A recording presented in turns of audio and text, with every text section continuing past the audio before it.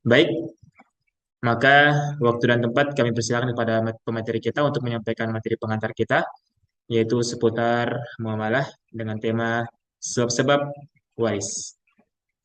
Kepada Ustaz, falyatafaddal masykura wa majura. Baik, syukran barakallah. Bismillahirrahmanirrahim. Alhamdulillah, wassalatu wassalamu ala Rasulillah wa ala alihi wa sahbihi man tabi'ahum bi ihsanin ila yaumiddin wa ba'd. Pemirsa sekalian yang insya Allah semoga senantiasa dijaga dan diberkahi oleh Allah Subhanahu wa taala. Pada kesempatan kali ini, bagaimana tadi yang disampaikan bahwa pembahasan kita terkait dengan sebab-sebab warisan. Perlu kita ketahui bersama bahwa dalam hukum Islam, dalam hukum fikih, itu di antara hukum-hukum ibadah atau bahkan muamalah, ya, ada namanya hukum taklifi, hukum wad'i. Di antara hukum wad'i atau hukum yang berkaitan dengan alamat, tanda-tanda untuk mengetahui apakah ibadah kita sudah sah atau tidak sah, ya, apakah sesuai dengan tuntunan atau tidak, itu salah satu indikatornya, ya, salah satu hal yang biasa dikaji dalam ilmu fikih adalah sebabnya. Sebabnya. Ya, contoh misalkan sholat. Contoh dalam ibadah sholat, kita tentu tahu apa rukun sholat. Mulai dari takbiratul ihram, membaca Al-Fatihah, berdiri, kemudian ruku, kemudian sujud. Itu semua adalah rukun-rukun dari ibadah sholat. Kemudian ada syaratnya. Syaratnya itu suci, ya, dari hadas maupun dari najis. Nah, dalam sholat juga ada sebab. Selain rukun syarat, ibadah sholat kita itu tentu ada sebabnya. Kita sholat duhur tentu ada sebabnya. Kita sholat asar juga ada sebabnya. Ya. Sebab di antara sebab pelaksanaan sholat itu biasa disebutkan adalah masuknya waktu. Masuknya waktu. Ya. Mengapa orang sholat duhur? Tentu sebabnya karena sudah masuk waktu. Karena boleh jadi, ya, karena orang yang sholat duhur misalkan, orang yang sholat duhur lalu kemudian tidak ada sebab. Nah, ini kita bisa nilai sholatnya sah atau tidak sah. Dia tidak sholat duhur sampai masuk waktunya, yaitu waktu zawal, yaitu waktu ketika matahari sudah tergelincir condong ke arah barat kalau kita di Indonesia, ya, di Asia ini, ketika matahari tergelincir zawal, maka berarti duhurnya sudah masuk waktunya, sudah ada sebab kita boleh sholat duhur. Begitu pula sholat subuh dan sholat-sholat yang lainnya, karena di sini fungsi daripada sebab.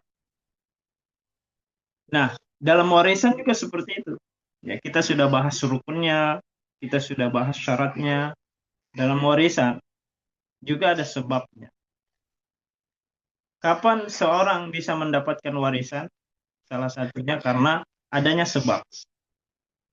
Ya, boleh jadi, ya, kita bisa tahu orang ini tidak bisa atau tidak punya hak dalam warisan kalau dia tidak punya sebab. Kalau ada orang yang mengambil harta warisan namun tidak punya sebab untuk diwariskan, maka tentu dia sudah merupakan pelanggar. Orang mendapatkan warisan harus ada sebab. Baik, langsung fokus ya ke sebab-sebab warisan. Saya nampakkan dulu slide-nya. Jadi eh, sebab-sebab warisan itu ada 3. Sebab-sebab seorang mendapatkan warisan itu ada 3. Di sini disebutkan yang pertama karena sebab perkawin atau pernikahan. Kemudian yang kedua karena sebab nasab. Kemudian yang ketiga karena sebab wala. Wala artinya ketika seorang memerdekakan budak, ya, maka orang yang memerdekakan itu dikatakan mu'tik, ya. Orang yang dimerdekakan, ya, budak yang tadinya merdeka, kemudian ketika meninggal dunia, dia ada hubungan wala, ya. Dia ada hubungan wala dengan orang yang memerdekakannya, sehingga orang yang memerdekakannya termasuk orang yang dapat menerima warisan. Ya, inilah tiga sebab yang disepakati ulama, yaitu perkawinan, nasab, wala. Masih ada satu yang diperselisihkan, yaitu karena sebab keislaman, ya, persaudaraan Islam, atau karena sebab keagamaan, khususnya bagi yang tidak punya ahli waris. Pada kesempatan kali ini kita fokus pada dua sebab. Karena kedua sebab inilah yang paling banyak. Adapun wala ini jarang terjadi. Adapun wala ini jarang terjadi. Yang paling banyak berkaitan dengan kehidupan kita saat ini, di era ini. Sebab-sebab warisan itu setidaknya yang paling banyak adalah karena pernikahan dan karena sebab nasab. Sebab perkawinan atau sebab nasab. Iya, sebab artinya hal yang menyebabkan seorang bisa mendapatkan warisan. Yang pertama adalah sebab perkawinan atau pernikahan. Ya, dalam hal ini ulama menjelaskan, ya, menjabarkan bahwa perkawinan yang dimaksud adalah perkawinan yang dengan akad sah, ya, dengan akad sah. Perkawinan dengan akad sah.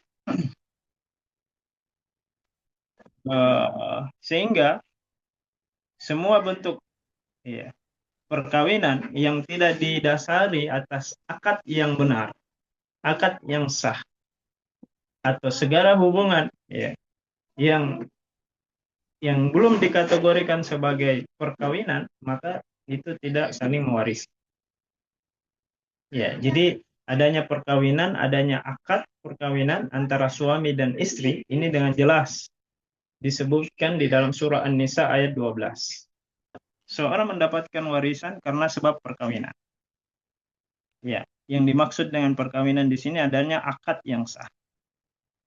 Dengan sekedar akad saja, dengan sekedar akad, ada perkawinan suami dengan istri, sah sebagai suami dengan istri, maka ketika salah seorang meninggal dunia, maka yang salah seorang di antaranya yang masih hidup mendapatkan warisan dari pasangannya yang meninggal dunia, baik itu suami maupun istri, selama masih diikat oleh ikatan perkawinan yang sah.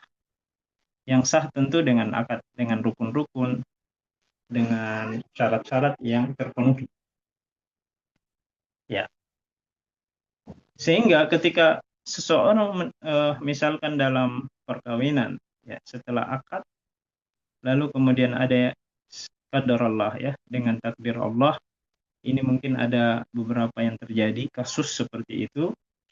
Seorang setelah akad nikah, lalu kemudian salah seorang meninggal dunia, maka tentu pasangannya sudah berhak mendapatkan warisan.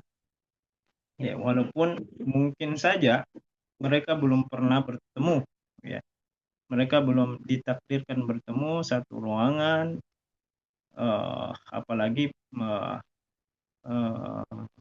berhubungan suami istri, ya, maaf, dan seterusnya. Baru sekedar akad. Baru sekedar akad, selesai akad, ya. Dalam perjalanan misalkan, dalam perjalanan tiba-tiba terjadi kecelakaan. Maka suami yang meninggal tentu akan mewariskan harta yang dia miliki kepada istri. Begitu pula sebalik. Jadi yang menjadi acuan adalah akadnya yang sah atau tidak. ya, akadnya yang sah atau tidak. Sehingga ketika telah terjadi perceraian, dan ternyata ya, sudah lewat masa iddah, maka tidak ada lagi akad, tidak ada lagi hubungan antara suami dan istri.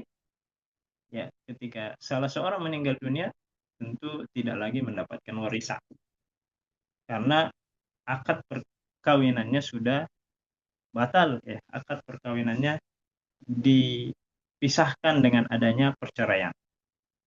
Jadi ikatan misalkan galita itu, ya, akad yang kuat itu memberikan uh, apa namanya, banyak sesuatu hal, ya, yang tadinya tidak boleh, yang haram menjadi boleh, ya. Yang tadinya tidak boleh memandang aurat menjadi boleh karena adanya ikatan yang kuat itu, yaitu perkawinan yang sakral itu. Termasuk diantaranya implikasinya adalah saling mewarisi antara suami dengan istri. Ya, saling mewarisi antara suami dengan istri. Sehingga ini salah satu sebab perkawinan. Sangat jelas dikatakan di dalam surah An-Nisa ayat 12. An-Nisa ayat 12, Allah langsung mengatakan di dalam Al-Quran, walakum nis ma taraka azwajukum illam yakun laha walad. Ya, dikatakan di dalam Al-Quran bahwa kalian suami-suami ya mendapatkan warisan dari istrinya seperdua kalau istri yang meninggal tidak punya anak. Kalau istri yang meninggal punya anak, maka kalian suami-suami mendapatkan seperempat. Jelas bagiannya. Begitu pula sebaliknya, ketika suami yang meninggal, bagi istri adalah seperempat ketika si mayit tidak memiliki anak. Kalau suami yang meninggal ini punya anak, maka istri mendapatkan seperdelapan. Jadi bagiannya sangat jelas dikatakan di dalam surah An-Nisa, ya, antara seperdua atau seperempat, dan juga antara seperempat dengan seperdelapan, antara suami dan istri. Nah, itu mengapa suami mendapatkan warisan, mengapa istri mendapatkan warisan? Jawabannya adalah karena adanya akad yang sah. Perkawinan ini salah satu sebab saling mewarisi. Selama masih ada ikatan itu, salah seorang meninggal dunia, maka selama itu mereka saling mewarisi. Baik, itu yang pertama. Kemudian yang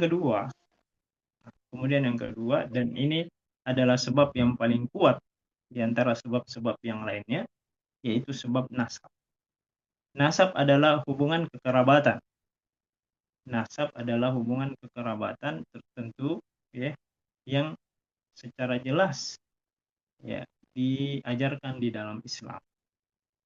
Antara anak dengan orang tuanya, antara saudara dengan saudaranya,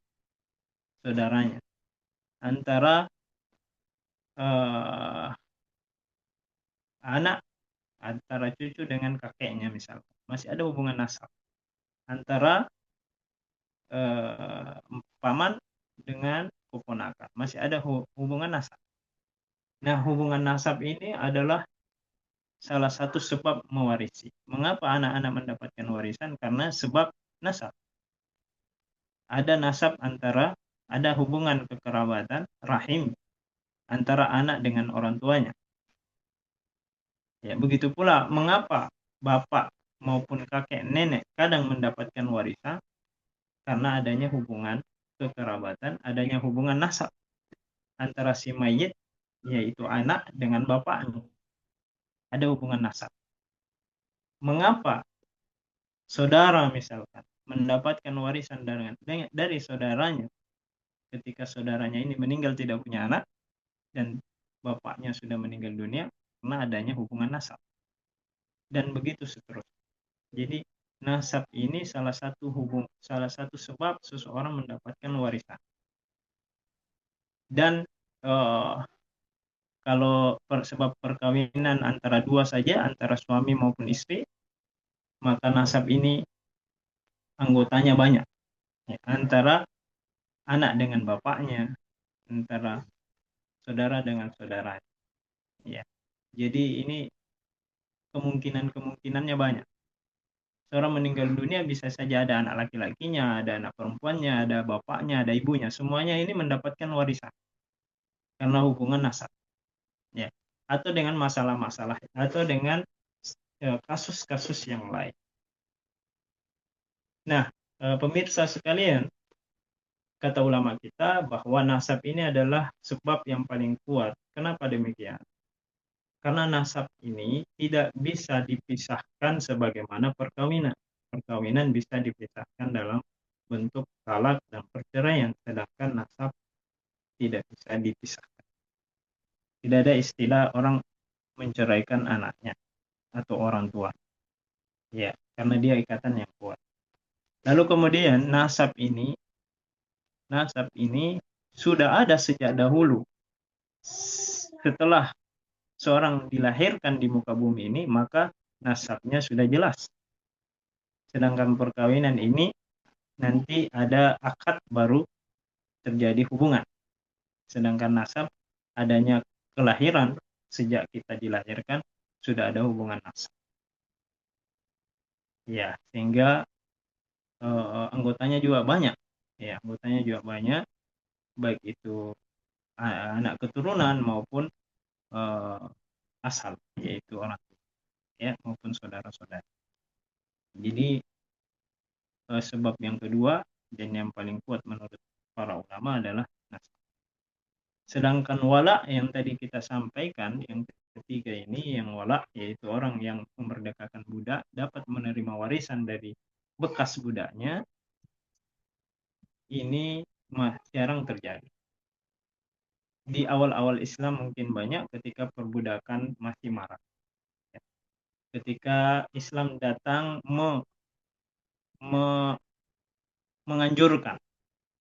menganjurkan kaum muslimin untuk memerdekakan budak, beberapa kafarat, beberapa sanksi-sanksi. Salah satu di antara sanksi-sanksi yang bisa dilakukan oleh seorang yang melanggar syariat adalah memerdekakan budak, ya. Karena memang Islam datang untuk meminimalisir, ya, perbudakan. Ya, hal ini masih menjadi syariat, ya, kalau terjadi. Tapi sebagaimana yang kita katakan tadi, yang paling banyak terjadi adalah dua sebab ini, perkawinan dan nasab. Ya, inilah tiga sebab-sebab seorang mewarisi. Kalau seseorang akan mendapatkan warisan, tentu yang paling pertama dicek apakah dia benar-benar dapat mendapatkan warisan, apakah sebabnya ada. Lalu kemudian setelah itu, apakah ada penghalang.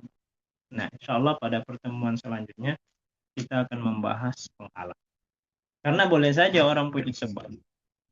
Ada sebab perkawinannya, ada sebab nasabnya, tetapi kemudian dia terhalangi karena adanya penghalang.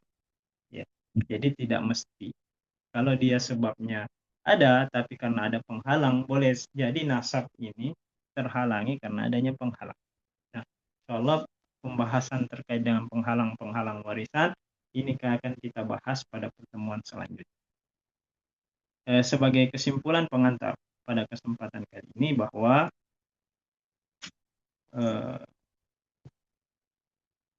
seorang akan mendapatkan warisan itu karena karena adanya sebab, ya. Karena adanya sebab baru seorang akan mendapatkan warisan. Dan sebab itu ada tiga. Pertama, karena perkawinan yang sah dengan akad yang sah. Kemudian yang kedua karena nasab, ya, hubungan nasabnya jelas. Kemudian yang ketiga adalah sebab memerdekakan budak, al-wala. Ketiga ini adalah sebab seorang mendapatkan warisan. Ketika seorang tidak memiliki sebab, maka tentu tidak memiliki hak dalam warisan. Sebagai contoh saja, ya, contoh yang sering terjadi di kalangan umat ini di zaman saat ini adalah anak angkat. Iya, anak angkat. Anak angkat kadangkala sudah dianggap anak sendiri. Ya, bahkan kemungkinan besar ya dinafkahi, lalu kemudian diberikan hadiah atau bahkan dituliskan wasiat. Ya, tetapi dalam hal warisan dia tidak punya sebab karena tidak ada hubungan perkawinan. Anak-anak angkat ini tidak punya hubungan perkawinan. Anak angkat pula bukan hubungan nasab. Dia hanya diangkat saja, diasuh, anak asuh. Ya, sehingga dia tidak punya hubungan atau sebab seorang mendapatkan warisan. Sehingga pada dasarnya dia bukan ahli waris. Pada dasarnya dia bukan ahli waris kecuali misalkan anak angkatnya itu mungkin dari keluarga dekatnya yang punya jalur nasab. Yang punya jalur nasab boleh jadi dia mendapatkan warisan dari jalur nasab. Bukan karena dia anak angkat. Dia mendapatkan warisan dari jalur nasabnya tapi bukan karena dia anak angkat. Ya. Jadi anak angkat ini bisa saja mendapatkan harta mungkin semacam hibah, hadiah, atau bahkan wasiat, tetapi dalam hal perkara warisan dia dibatasi. Dia dibatasi bahwa hanya orang-orang yang punya sebab, hanya orang-orang yang punya sebab yang dapat menerima warisan. Adapun kemudian ketika ahli warisnya menghadiahkan itu perkara lain. Kalau ahli warisnya yang ada menerima warisan kemudian ingin memberikan kepada anak angkatnya si mayit sebagai hadiah, maka tentu ini tidak mengapa karena ini bagian dari hadiah dari seseorang kepada seseorang. Tetapi dalam hal warisan dia tidak punya landasan untuk mendapatkan warisan. Wallahu a'lam. Mungkin ini sebagai pengantar dari kami, mudah-mudahan dapat dipahami. Syukran barakallahu fikum. Kita kembalikan ke moderator. Barakallahu. Baik, Masya Allah. Demikian materi pengantar dari Ustadz kita, Ustadz Hendra Wijaya. Allah. Masya Allah, materi seputar waris atau asbab sebab-sebab waris. Maka semoga bisa memahami dan bisa menjelaskan kepada kita semua mengenai sebab-sebab waris. Ya, baik. Ustadz, mungkin kita lanjut ke sesi tanya jawab atau konsultasi syariah. Maka kami persilakan kepada pemirsa yang ingin bertanya bisa raise hand atau lewat chat Zoom. Baik, sepertinya sudah ada chat yang masuk, Ustaz. Kita mungkin Baik, chat yang tadi dulu ya, pertama. Baik, pemirsa atas nama Kartini Muhammad. Afonso izin bertanya, bagaimana pembagian harta warisan kepada cucu-cucu atau orang tuanya dua bersaudara, kakek nenek, tapi sudah meninggal semua? Nah, baik. Pertanyaannya bagaimana pembagian warisan kepada har cucu-cucu? nah, Ustaz. Lalu apa Eh, lagi? kepada cucu-cucu atau orang tuanya itu dua bersaudara, kakek nenek, tapi sudah meninggal, meninggal Oke, semua. baik. Baik. Terkait dengan cucu, cucu ini bisa mendapatkan warisan karena dia bagian dari nasab. Tetapi cucu yang cucu yang menjadi bagian ahli waris adalah cucu dari jalur anak laki-laki. Ya perlu digarisbawahi seperti itu karena nasab kan bagian nasab itu eh, misalkan dinilai dari silsilah dari anak laki-laki, dari orang tuanya, dari bapaknya, kemudian kakeknya dan seterusnya. Kalau dia cucu dari anak perempuan, dia bukan ahli waris. Dia namanya zawil arham, keluarga yang dekat kedudukannya dengan mayit, tetapi bukan karena nasabnya bukan ke kakeknya ini. Dia punya kakek lain dari jalur bapaknya. Mudah-mudahan bisa dipahami ya. Saya sayang sekali saya tidak bawa pena ini. Jadi yang cucu yang dapat menerima warisan itu adalah cucu dari jalur anak laki-laki. Cucu dari jalur anak laki-laki. Karena memang nasab dinilai dari nasab laki-laki. Misalkan saya, bapak saya siapa, kakek saya siapa. Ya, itu adalah nasab. Itu adalah nasab. Ya, jadi kalau cucu dari anak perempuan, nasabnya bukan ke kakek yang meninggal ini, tetapi nasabnya kepada kakek dari bapaknya. Bisa dipahami ya? Nasabnya bukan ke jalur ibunya, karena dia kan kakek, dia kan cucu dari ibunya ya. Jadi seorang kakek meninggalkan anak perempuan ini ada anaknya. Dia cucu sebenarnya, cucu istilahnya, tetapi bukan nasab. Cucu bukan nasab, karena nasab itu ketika jalurnya dari jalur laki-laki. Jadi yang mendapatkan warisan langsung dari kakeknya, langsung ya. Karena ada warisan yang tidak langsung. Ya, punya tahapan. Yang mendapatkan warisan langsung dari kakeknya adalah ketika ketika cucu ini dari jalur anak laki-laki, baik cucu perempuan maupun cucu laki-laki, dari jalur anak laki-laki, ini hidup di saat kakeknya meninggal dunia dan tidak ada anak keturunan, tidak ada anaknya yang bapaknya sudah meninggal, kakeknya terakhir meninggal. Jadi yang perlu diperhatikan yang kedua, selain dari jalur apakah dia jalur ayah atau jalur ibu, perkara yang kedua yang perlu dilihat adalah kapan kakeknya meninggal. Kapan kakeknya meninggal. Kalau kakek atau neneknya meninggal itu belakangan, artinya orang tuanya, bapaknya dahulu meninggal sebelum kakek. Maka di saat seperti itu, cucu bisa mendapatkan warisan langsung dari kakek. Kenapa? Karena orang tuanya kan sudah tidak ada. Bisa dipahami ya. Jadi orang tuanya meninggal duluan. Bapaknya sudah tidak ada. Kakeknya masih ada. Pada saat kakek neneknya meninggal dunia, maka cucunya ini dapat menerima warisan karena orang tuanya sudah tidak ada. Ya, jadi cucu yang dapat menerima warisan langsung yaitu dua syaratnya. Dia dari jalur laki-laki, anak laki-laki, dan yang kemudian yang kedua, tidak ada ahli waris yang lebih afdol daripada dia. Ahli waris yang lebih afdol daripada dia tentu bapaknya atau pamannya atau bibinya, anak dari kakek langsung. Ya, jadi itu salah satu aturan kapan cucu dapat menerima warisan secara langsung. Cucu ini juga dapat menerima warisan secara tidak langsung, tetapi melalui perantaraan orang tuanya. Ya, kapan itu terjadi? Ya, kalau ternyata warisannya belum dibagi-bagi, ya ini juga sebuah kelalaian.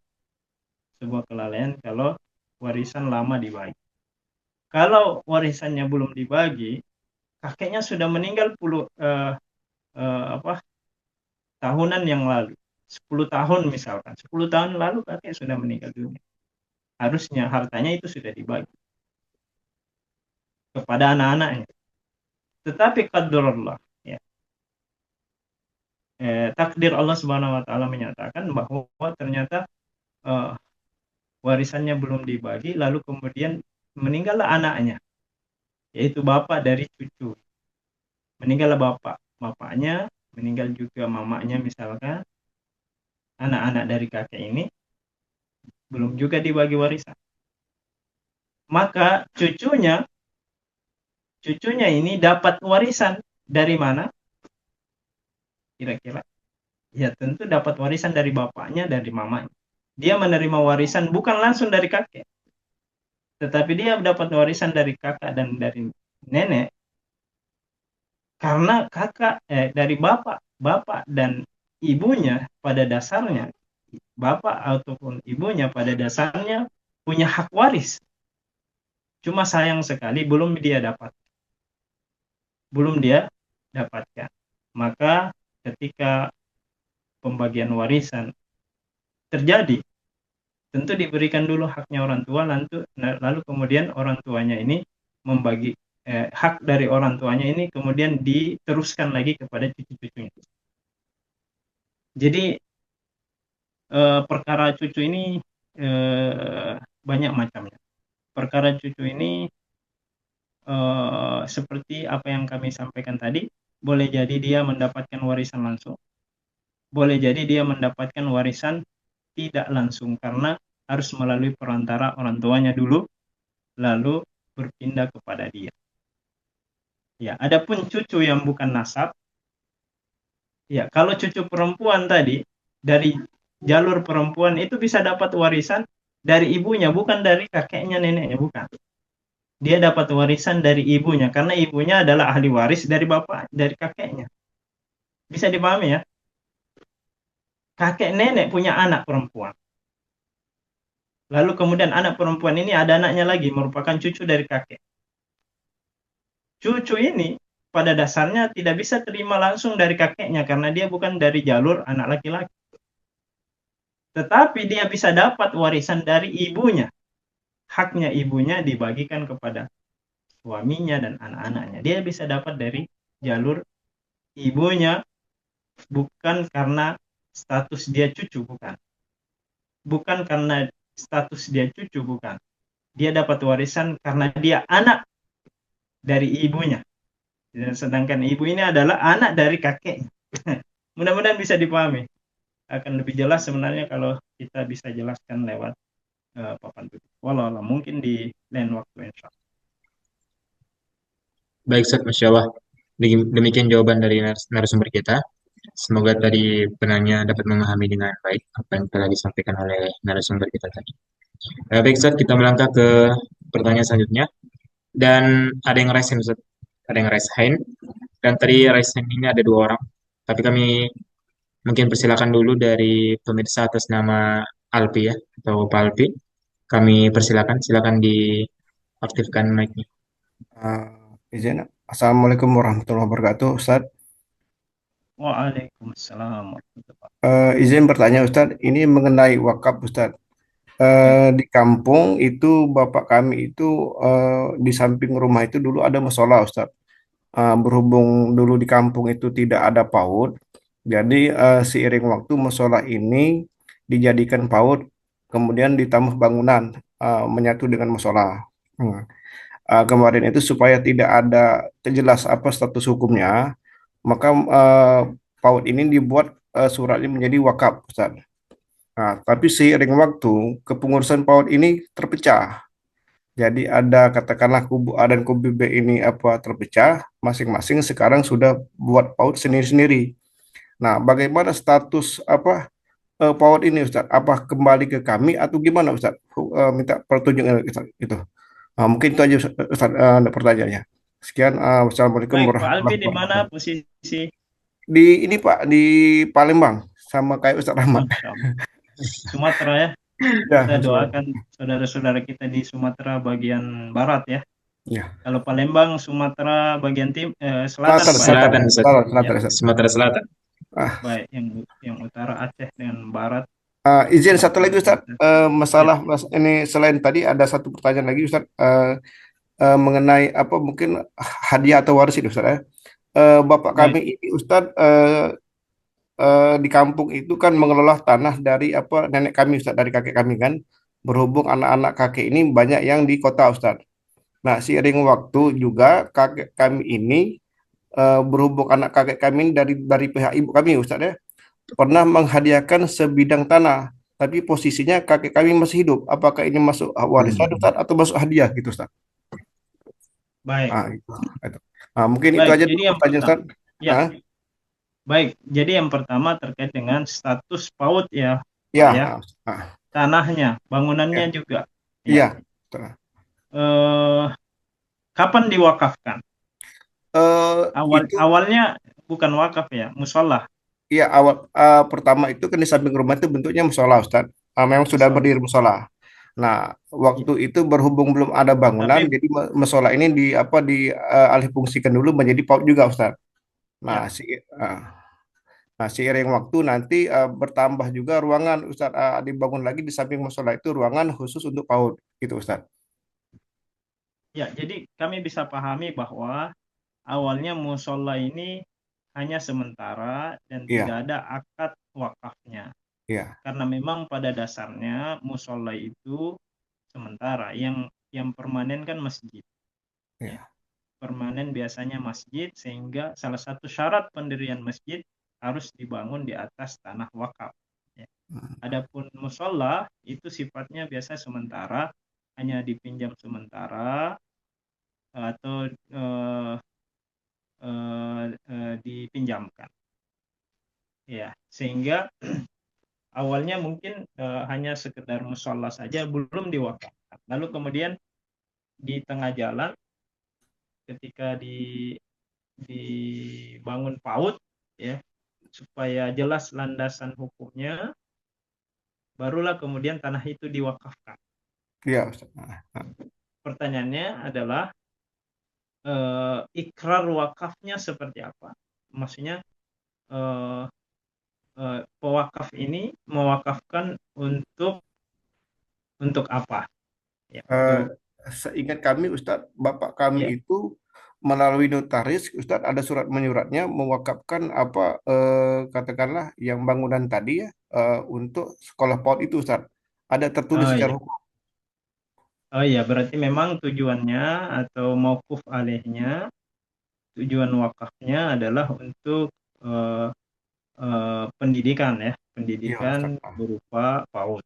Iya, Ya, maka itu tentu juga salah satu bentuk wakaf amal jariah, yang mana memang nazir nazir pengelola wakaf ini diamanahkan untuk menjaga harta benda wakaf itu agar tetap lestari, dan juga amanahnya, tugasnya nazir sebagai pengelola agar tujuan wakafnya ini juga bisa dijaga, yaitu untuk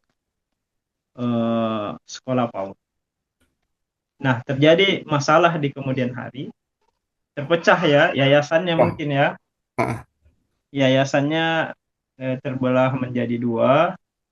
Salah satunya mendirikan PAUD sendiri, berpindah Pak ya, pindah Ya, jadi lokasi. PAUD yang dari awal ini, Ustadz, tidak diurus Ya, lagi. Jadi kedua belah pihak yang bersengketa ini membuat PAUD sendiri-sendiri, Ustadz. Dan akhirnya, masing-masing.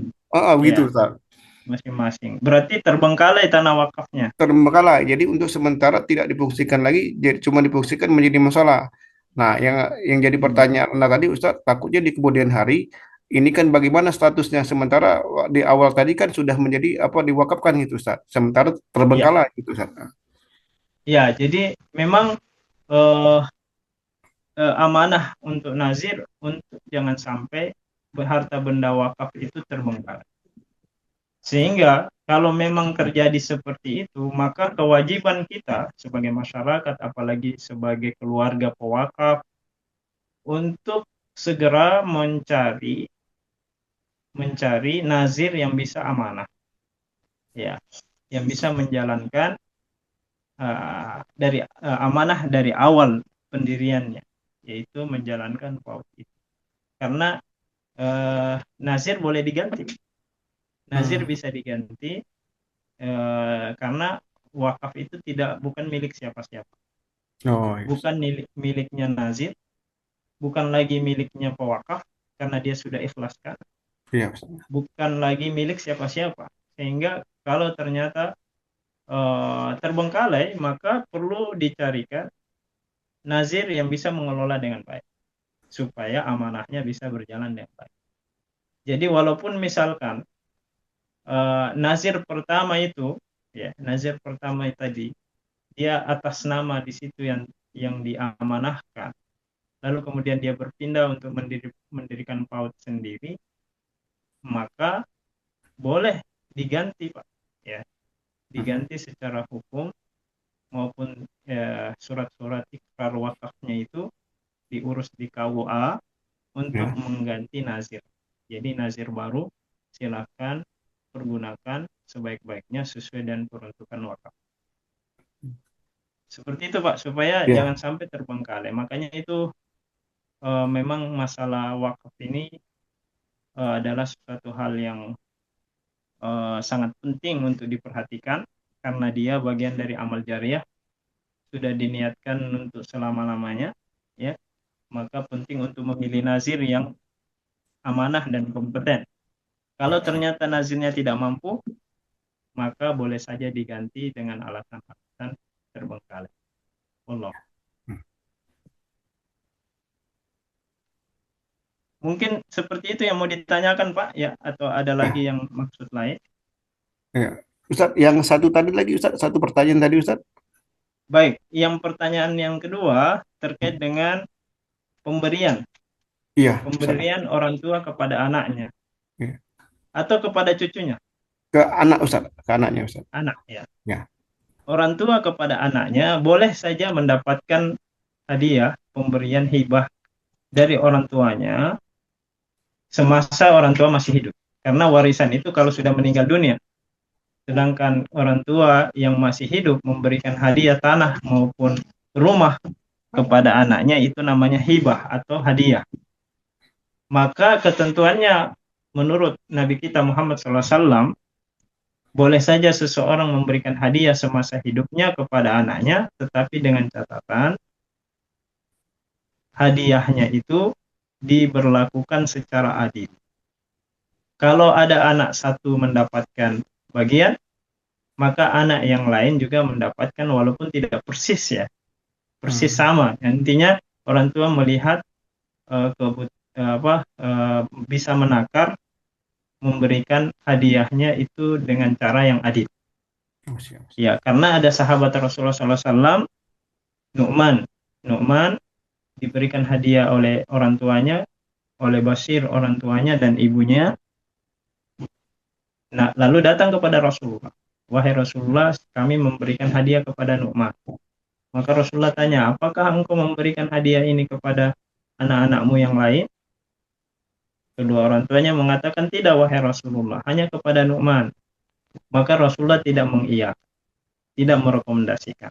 Rasulullah mengarahkan supaya memberikan hadiah juga, hibah juga kepada anak-anak yang lain. Sehingga ketentuan orang tua yang ingin memberikan hibah, selain nafkah kan situasinya berbeda, ya. Kondisinya berbeda. Nafkah itu karena memang kebutuhan, makanan, pendidikan, itu nafkah, ya. Adapun hadiah diberikan sukarela karena tidak ada sebab. Tidak ada sebab. Hanya karena sebab cinta saja orang tua kepada anaknya.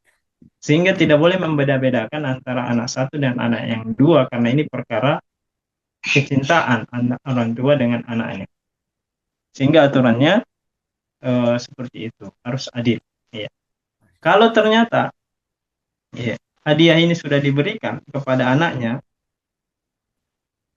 ternyata orang tua hanya kasih salah satu di antaranya, maka ini perlu diperiksa, ya. Bisa jadi kalau aturan di Indonesia, di mahkamah atau di pengadilan agama di kita di Indonesia ini, kalau ada seperti itu, maka hibah orang tua kepada anaknya itu bisa dilebur ke warisan.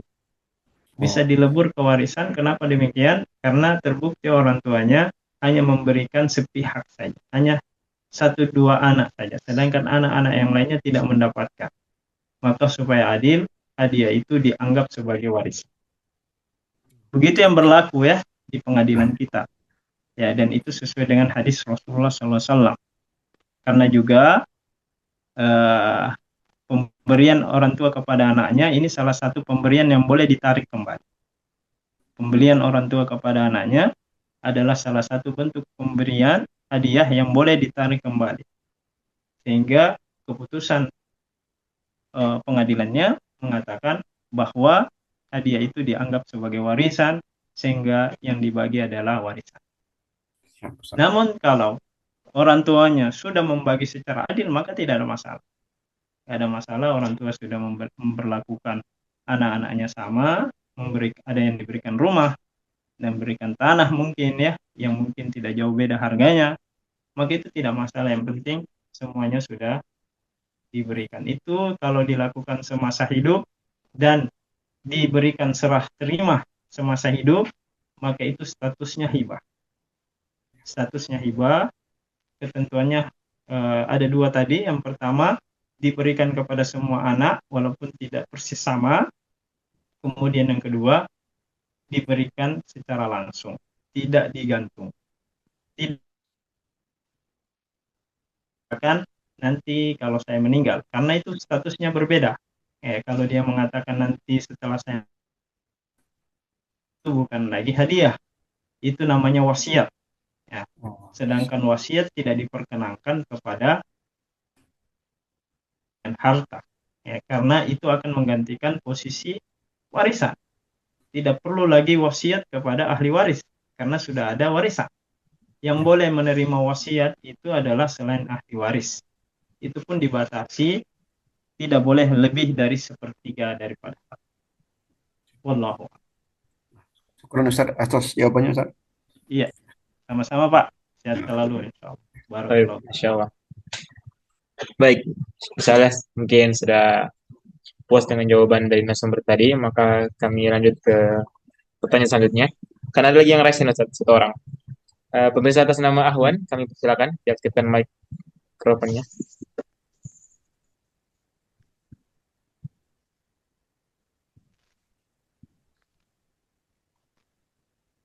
Silakan, atas nama Ahwan.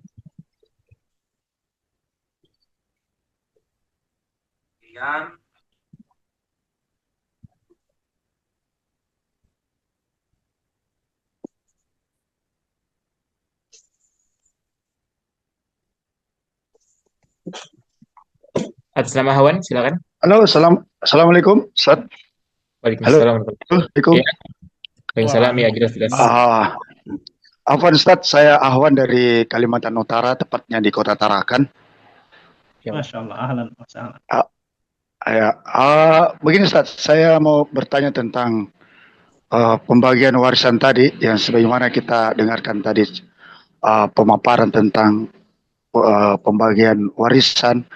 Pertanyaan saya begini Pak Ustaz, bagaimana kalau ini terjadi pada istri saya, di keluarga istri saya. Riwayatnya gini, bapaknya mempunyai 3 orang istri, tapi yang 2-nya itu sudah meninggal. Jadi tinggal yang 2 sudah meninggal. Dikuasai dari anak istri yang kedua, dari tanah, hotel. Terputus tadi, terputus. Halo? Diulang. Oh, terputus. Ya. Ustadz, begini, mertua saya itu mempunyai istri 3. Ya, mempunyai istri 3, tetapi dua-duanya sudah meninggal. Terus menikah lagi sama wanita yang ketiga. Singkat cerita, warisan yang ada ini seperti hotel, tanah, bangunan rumah, seolah-olah anak istri kedua ini yang menguasai, karena mereka rata-rata laki-laki. Jadi sempat terjadi perkelahian, bahkan sampai mau berperang begitu. Jadi saya pikir bagaimana pembagiannya seperti itu Ustaz, karena mereka ini kasihan dari pihak istri saya itu seolah-olah nggak dianggap. Terus yang kedua, ada juga pernah tanah dijual, tapi yang beli kakak ipar yang sudah sangat sejahtera, tapi pembagiannya nggak adil di antara perempuan ini. Perempuan dari istri pertama beda, perempuan di istri ketiga beda. Perempuan di istri pertama besar hasil dari penjualan itu dari istri saya, pihak istri saya, dari istri saya sendiri, dari istri ketiganya itu malah lebih kecil lagi Pak Ustaz. Ini bagaimana Ustaz? Bisa dipahami kira-kira Ustaz? Bisa, ya. Mudah-mudahan saya bisa tangkap. Jadi nanti mohon diinstruksi aja kalau ada yang tidak sesuai dengan yang Bapak tanyakan ya. Satu lagi catatan Ustaz. Apa Ya, Ustaz? Satu lagi dari catatan. Uh, Setelah terjadi keributan, anak laki-laki itu mengklaim dirinya bahwa ini uh, rumah tanah milik mama saya, seperti itu. ya, Ya lanjut ya. Ustaz, apa Ustaz? Baik, baik, Masya Allah. Ini sudah sampai Iya, pada tahap pertikaian ya, iya betul. perselisihan antara Iya, iya. antara anak-anak. Jadi memang hal seperti ini perlu segera ditangani. Kapan dibiarkan bisa jadi lebih parah lagi, Pak. Ya, karena kita tidak tidak tahu ya kondisi ke depannya. Bisa jadi anak cucu Iya. lagi yang bertengkar. Makanya hal ini perlu segera diselesaikan. Baik itu diselesaikan secara kekeluargaan, kalau ternyata tidak mempan, maka diselesaikan secara hukum. Pertanyaannya, sudah sampai di mana Pak kasusnya? Ah, Mas, kayak ini kasus diam lagi, tapi suatu Oh, waktu diam itu lagi. karena sering terjadi sesuatu kayak Ya, bara lagi, betul, jadi api lagi. betul. Ya, jadi Iya, sebagaimana tadi yang saya katakan, bahwa hal ini harus diselesaikan. Cara penyelesaiannya bisa dengan kekeluargaan, tentu dengan menyelesaikan secara hukum Islam ya, lalu kemudian diselesaikan secara kekeluargaan. Kalau tidak mempan, maka jalan terakhirnya adalah melalui pengadilan agama. Kenapa demikian? Karena melalui pengadilan ini sudah bisa diputuskan secara hukum. Ya, tidak ada yang bisa ganggu gugat. Jadi itu yang pertama, Pak. Ya. Kemudian bagaimana cara pembagiannya? Jadi memang betul ya bahwa jangankan eh, apa eh, istri-istri yang sudah meninggal lebih dulu tentu bukan ahli waris ya, karena dia sudah meninggal. Lalu kemudian menikah dengan istrinya yang ketiga. Yang ketiga inilah yang masih hidup ketika si bapak meninggal dunia. Seperti itu kan Pak ya? ya, ya, siap, ya. Ya, Ustaz. seperti itu. Jadi hanya satu istrinya yang sah setelah orang ini meninggal dunia, yaitu istri ketiganya. Jadi yang menjadi ahli waris tentu yang pertama adalah istrinya, haknya itu 1/8 dari harta si bapak ini. Ya. Kemudian sisanya itu untuk anak-anaknya.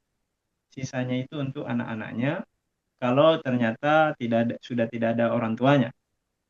Kalau ada orang tuanya juga bisa dapat bagian. Kalau orang tua bapak ini masih hidup ketika beliau meninggal dunia, anggaplah masih ada bapaknya, masih ada ibunya, maka bapak dan ibu ini masih bisa dapat bagian 1/6. Ya. Jadi sisanya itu, ya, sisanya dari setelah diberikan istri 1/8, tentu istrinya masih hidup ya. Kemudian sisanya 7/8, inilah yang dibagi kepada semua anak. Bukan cuma anak dari istri ketiga, bukan cuma anak dari istri kedua atau istri pertama, tidak. Karena kedudukannya sama. Kedudukannya sama. Semua anaknya, baik itu dari istri pertama, istri kedua, istri ketiga, itu semua anaknya beliau, anaknya bapak ini. Ya, tanpa melihat ibunya. Tanpa melihat ibunya. Kita tidak melihat ibunya siapa. Tetapi kita lihat dia anak daripada si mayit. Dia anak daripada bapak ini. Jadi perlu dihitung ya, berapa anaknya dari istri pertama, istri kedua, dan istri ketiga. Dengan catatan semua istri-istrinya ini adalah istri yang sah. Karena kalau tidak sah, tidak ada pencatatannya, bermasalah lagi di hukumnya nanti, Pak. Ya. Boleh jadi secara syariat dia berhak, tapi ternyata dia terhalangi ketika masuk pengadilan. Ya, itu perlu dipastikan. Jadi ketika istri ketiga ini adalah istri yang sah semua, berarti anak-anaknya adalah anak kandung. Anak-anaknya semua ini adalah anak kandung. Jadi sisa dari harta setelah diberikan kepada istri, itu dibagi 2/1 antara anak laki-laki dan anak perempuan. Jadi berapa anaknya, Pak? Kira-kira? Anaknya itu 2. Nah, Ada 12 12. dari semuanya keseluruhannya. Iya. Berapa laki-laki? Laki-laki dari istri kedua, Semuanya eh laki-laki semua semuanya akumulasinya. 3, 4, 5, Ustaz. 5 ya. 5 Iya, 5. laki-laki, 7 perempuan. 5 laki-laki. Ya, 7 perempuan.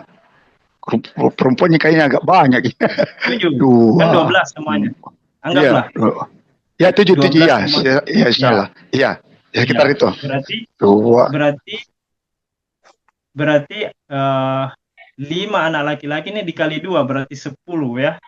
Tambah Iya. 7 berarti 17. Jadi harta sisanya ini dibagi 17. 17. Ya, jadi yang dibagi itu total hartanya. Kalau dia harta berupa rumah, berupa hotel tadi ya, itu harus dinilai dulu. Dinilai dulu, ditaksir ya. Ditaksir, dinilai berapa nilainya. Sehingga yang keluar nanti total hartanya. Total harta bapak ini setelah diberikan kepada istrinya, lalu ada sisanya ini tadi dibagi 17. Ya, dibagi 17, masing-masing anak laki-laki yang 5 orang itu dapat 2 bagian, 2 sahamnya dari 17 itu. Dan masing-masing anak perempuan, yaitu salah seorang diantaranya adalah istri ya, istri bapak, itu dapat 1 bagian dari 17 itu. Ya, 1 bagian dari 17 itu. Sedangkan anak laki-lakinya memang mendapatkan 2 bagian dari 17 itu. Ya, jadi bagaimana cara pembagiannya? Mungkin agak susah ya. Kalau dia bukan dalam bentuk uang tunai, dia dalam bentuk harta, ada tanah, ada sawah, atau ditarakan mungkin ada tambak, ya, kemudian ada hotel. Nah, caranya yang mudahnya itu dinilai harta, dinilai oleh penilai pentaksir harta, lalu ditotalkan, lalu dibagilah sesuai dengan apa yang tadi kami sampaikan. Jadi dinilai, jadi dia bisa tahu berapa sebenarnya haknya. Ya, lalu kemudian setelah tahu haknya, lalu ada yang ingin memiliki 1 bidang tanah di tempat A, maka boleh saja, tapi dilihat berapa haknya sebenarnya. Kalau ternyata masih kurang daripada haknya atau lebih, artinya harga tanah ini lebih besar daripada haknya, maka dia keluarkan ganti ruginya, memberikan kepada saudara yang lain. Bisa seperti itu tata caranya. Tata cara untuk supaya biar tidak dijual. Sebenarnya boleh dijual semua baru dibagi kayak tadi.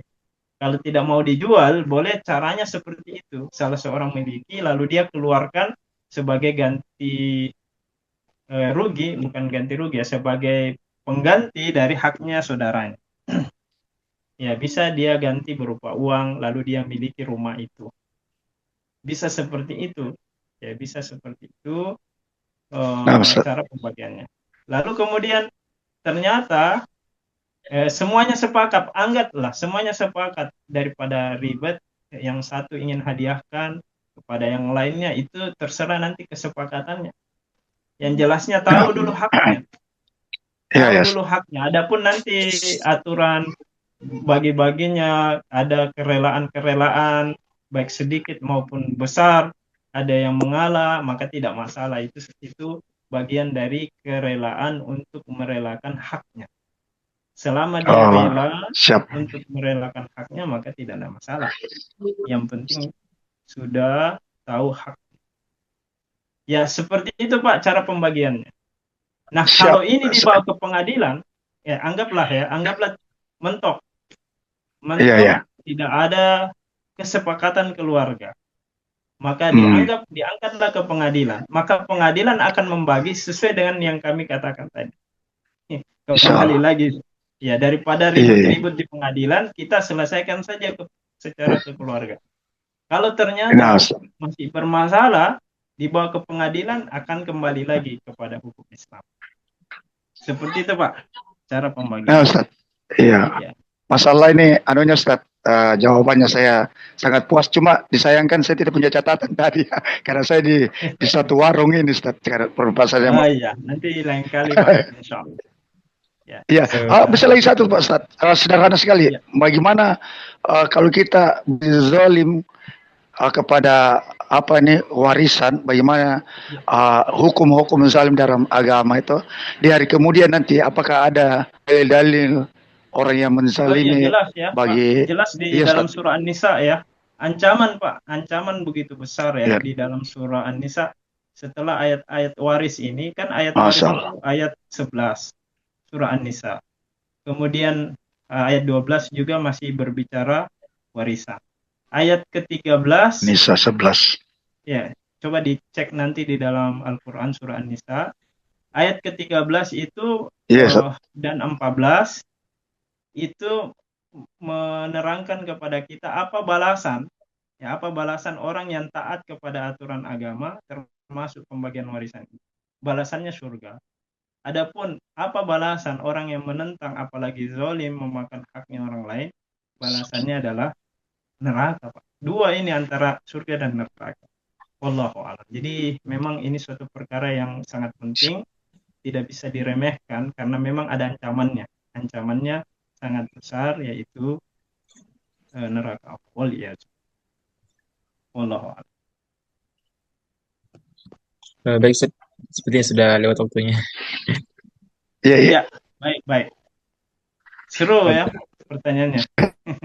Mudah-mudahan bisa diselesaikan Pak, dimudahkan. Kayaknya nggak bisa Pak karena masing-masing apa namanya ini keras mereka karena mereka ini keturunan kami ini keturunan Yaman Indonesia.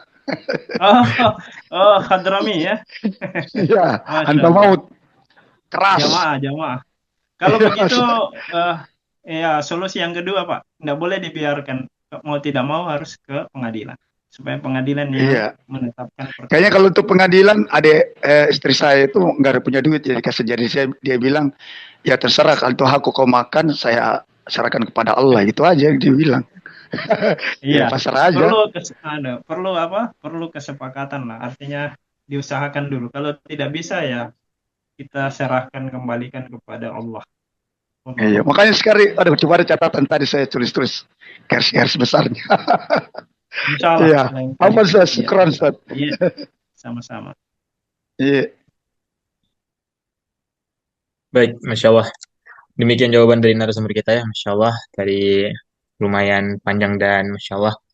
Apalagi masalah pertikaian Ustaz ya, memang agak ini ya, sensitif. Jadi memang kita sama-sama berdoa kepada Allah Subhanahu wa taala semoga tadi atas nama Pak Ahwan dimudahkan urusan dan keluarganya mengenai warisan ini dan semoga nanti Allah bisa menolong apapun ujian yang keluarga Pak Ahwan dapati. Baik, sepertinya Ustaz sudah lewat di waktunya Ustaz, sudah lewat 10 menit nih, 11 menit. Baik, kami mungkin tutup. Jadi karena konsultasi hari ini dari jam 9 sampai jam 10 malam saja. Karena kalau lewat mungkin insya Allah kami minta maaf kepada seluruh pemirsa yang pertanyaannya belum sempat terjawab, qadar Allah. Tapi kami sudah tulis, kami sudah input di data di WhatsApp. Insya Allah nanti akan dijawab di pertemuan yang akan datang. Insya Allah. Dan adapun yang belum sempat kami berikan kesempatan untuk bertanya langsung atau konsultasi langsung, insya Allah semoga nanti mendapat kesempatan di lain waktu, insya Allah. Baik, Ustaz, mungkin kita sudah cukup sampai sini. Kami ucapkan jazakumullah khairan kepada Ustaz Hendra Wijaya Hafidhullah yang telah memberikan materi pengantar dan juga menjawab pertanyaan dari pemirsa sekalian. Masya Allah. Bahkan tadi ada yang komen, Ustaz, puas sekali dengan jawaban dari pemateri. Masya Allah. Barakallahu fikum.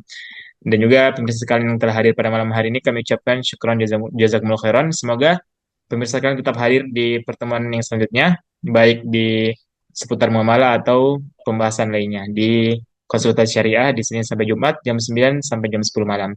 Maka mari kita tutup dengan membaca doa kafaratul majelis. Subhanakallahumma wa bihamdika asyhadu an la ilaha illa anta astaghfiruka wa atubu ilaik. Kami akhir wassalamualaikum warahmatullahi wabarakatuh. Waalaikumsalam warahmatullahi wabarakatuh. Syukran barakallahu fikum. Nah, Ustaz, Taufiq warahmatullahi wabarakatuh.